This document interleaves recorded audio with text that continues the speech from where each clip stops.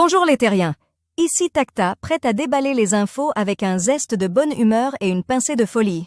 Un Boeing atterrit en urgence avec un moteur en feu. Les 273 passagers d'un vol entre l'île de Corfou, Grèce, et Düsseldorf, Allemagne, ont eu la frayeur de voir des flammes dans un des moteurs de leur Boeing 757. Guerre en Ukraine, la Russie ne doit pas être récompensée pour son invasion, déclare Zelensky avant sa rencontre avec Trump.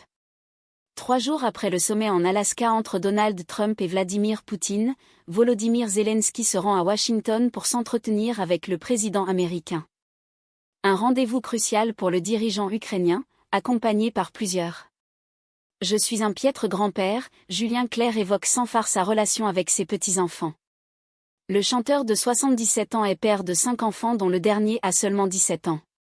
Mais il est aussi grand-père. Un rôle qu'il ne semble pas assumer pleinement. Marion Maréchal et son mari miraculeusement épargnés après un violent accident de voiture en Italie. Le couple a été percuté de face par une voiture qui avait fait un écart pour éviter un animal. Dubaï, la police retrouve un diamant volé de 25 millions de dollars. La police de la ville émiratie a arrêté 3 hommes qui avaient volé un diamant rose particulièrement rare quelques heures plus tôt. Marion Maréchal et son mari victimes d'un violent accident de voiture en Italie.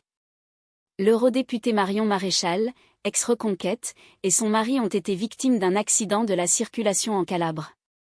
Ils sont actuellement à l'hôpital pour observation. L'entourage de Waldemar Kita réagit à la polémique après Nantes-PSG. Dimanche soir, en amont du match de championnat entre Nantes et le PSG, 0-1, Waldemar Kita a rendu hommage au PSG mais le président du FC Nantes, Foot Mercato. Wall Street vue dans le rouge au lancement d'une semaine chargée. Par Mara Vilcu, Wall Street est attendue dans le rouge lundi et les bourses européennes reculent à mi-séance, à l'ouverture d'une semaine riche en événements sur les fronts géopolitiques et économiques. Les 18 août 2025 à 13h21, Boursorama. Un été douloureux, l'hommage poignant d'Audrey Crespo-Mara à Thierry Ardisson pour son dernier JT de l'été. La journaliste présentait cet été le 20h de TF1, le week-end. Lors de son dernier JT, elle a rendu hommage à son mari Thierry Ardisson, décédé des suites d'un cancer. Météo en Provence, fin de la canicule, orage et ciel gris, à quoi s'attendre cette semaine? Météo en Provence, fin de la canicule, orage et ciel gris, à quoi s'attendre cette semaine?